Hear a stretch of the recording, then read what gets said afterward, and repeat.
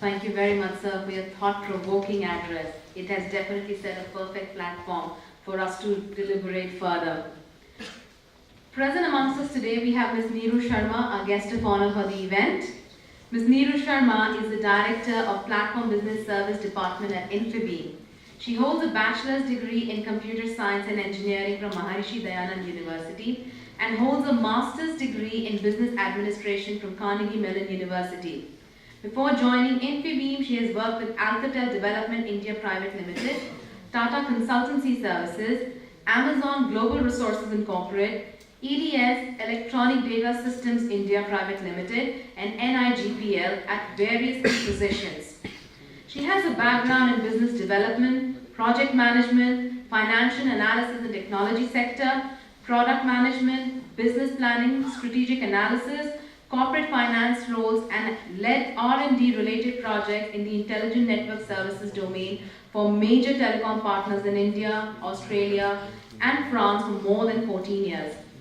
Ma'am, it's an honor and privilege to have you with us. I kindly invite you to address the audience.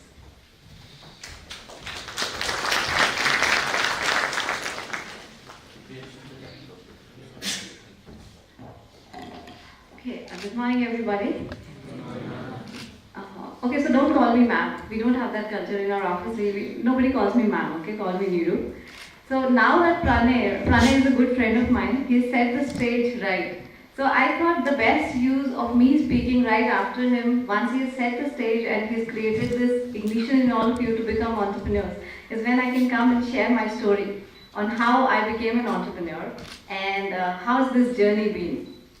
So first question that if I were to ask is that since the journey for me, it was a decade ago when I was sitting on that side of the podium. So I was a student myself at one of the management institutes, and that was Carnegie Mellon. And I was sitting on that side, and there were people who would come, and they were all visionaries and entrepreneurs and businessmen who would come and speak to us. So the journey that has been in 10 years, coming from that side of the table to here, has been quite challenging, quite interesting, and I think that is the story that is truly what I can never forget for the rest of my life. I don't know where I'll be tomorrow. I don't know 10 years down what profession or what business I'll be in, but I think this journey has been incredibly promising for me. So first question that I would like to ask from this gang sitting here is, how many of you want to end up in jobs? Nobody? Really? Okay, I'll have data right after 2 years, right? So better tell me now, how many of you want to end up in jobs? It's good to end up in a job. We entrepreneurs need job people as well. So my true advice to all of you who aspire to be in a management job, please know the impact that you do to your business. That's the basic expectation the management people have when they hire somebody who is an MBA, is you should know what small impact or what big impact are you going to have on the business that you are joining. Question everything, understand everything, innovate, challenge processes, challenge practices, and that is how you would truly add value to the organization you join.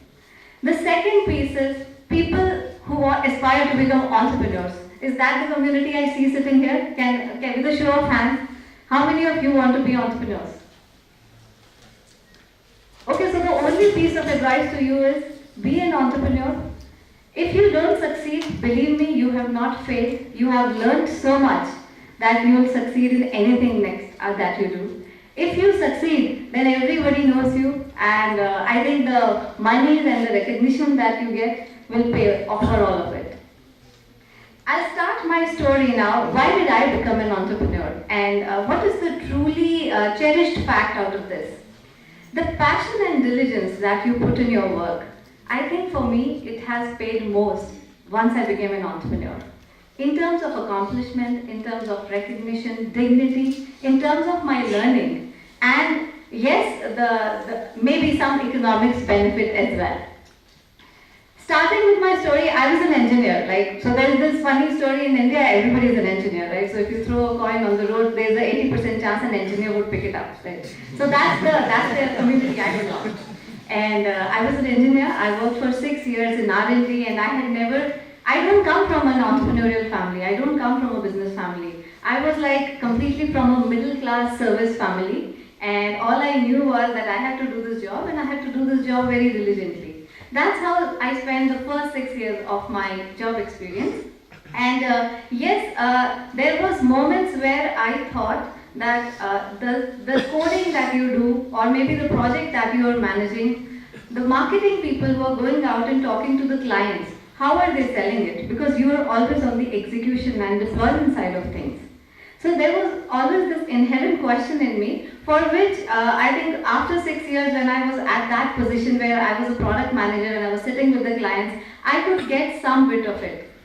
I got married, and that is when my husband inspired me to go for an MBA. We together went for our MBA from Carnegie Mellon. Thereafter, I interned with Amazon. I joined Amazon full time, and that was in M&A Finance division. When I joined Amazon, we were all like dressed up like most of you sitting here like in a suit and with like a black suit with a nice formal culture which you learn from your management institute. Amazon shocked me because people would come in shorts and people would have their dogs. They could bring their dogs to the office. So I was like completely taken away by this culture. This company, but looking at the culture and looking at the office, you could see that how casual were they in the approach. But when you sat in a meeting, they did not have a culture of a presentation. They said the best use of your time is not a presentation, rather a white paper that you write on whatever you're doing. Come with 6 copies of a white paper, spend 5 minutes reading it, and then open it to a discussion. Because discussion is all that matters, and that's the reason you are sitting in this meeting. This thought process itself changed this entire business person in me. Completely questioning everything they are doing, you could go straight to the CFO and the CEO. And luckily, since I was a part of the M&A group, I had a lot of approach and vision that we could share with them. So, learned retail. The first experience in retail was at Amazon. Like-minded people joined us there, and that is where we thought that we should move back to India. As part of my Amazon experience, I came to India. We were evaluating which was the company Amazon would want to invest in India. There were the Red Pen, the India Times back then. There's like all these new e-commerce portals did not even exist. So when we came to India, we realized that there is no biggie out here. And hence, it was not the right time. Probably if Amazon wanted to enter, they should enter themselves. And that's the thesis we presented to Bezos. And that thereafter it ended. So there was a couple of us who wanted to move back to India, who thought that India was at the right time of doing e-commerce. We joined hands, we moved back to India. Now the funny story is that you would think that my parents would be very happy in me coming back. And the first call I gave to my mom saying that, you know what, we're moving back. And she was happy, but she asked me, what will you do? And I told her that we'll start an e-commerce retail portal. And she said, कि इतनी पढ़ाई करने के बाद तुम यहाँ के सामान भेजोगी. But that's how moms are. So I told her that I have a vision. I know what I'm ending up to, and trust me on this one. So my husband has been a friend in my entire journey, and he said, it's okay, we'll just go back and we'll do this. So I started Infibeam. I was one of the co-founders with Infibeam. Our first e-commerce transaction took place in 2008.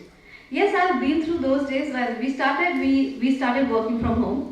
We would put the entire time and bandwidth from home, and we'll be managing. I think only after a few months, we had the first office in Daryaganj. In Daryaganj, the office meant a small room, like smaller than your bedroom, and that's the office space we had. And there were like 4 of us sitting together. And then we would go to publishers. And when we went to a publisher, we could not tell them that we are Infibeam.com. When we went to them, we told them that, you know what, we are ex-Amazon, we are ex-CMU, ex-MIT, and please meet us. And that's the only passport they could get us in. We struggled because we were not recognized and nobody knew us. So we used the Amazon passport and we got in, and we got into a few meetings. The publishers would not meet us, so we would be sitting outside. We would be laughing at ourselves. कि क्या सोच के आए थे अब यार, ये तो मिल भी नहीं रहा है, right? So, but then you entered and then you talked. They were sort of getting convinced of the idea of e-commerce, and we educated them on the key. Sir, e-commerce mein laake, this could be an impact on your business. This is how it is shaping up. This is how it happens in the West, etc., etc.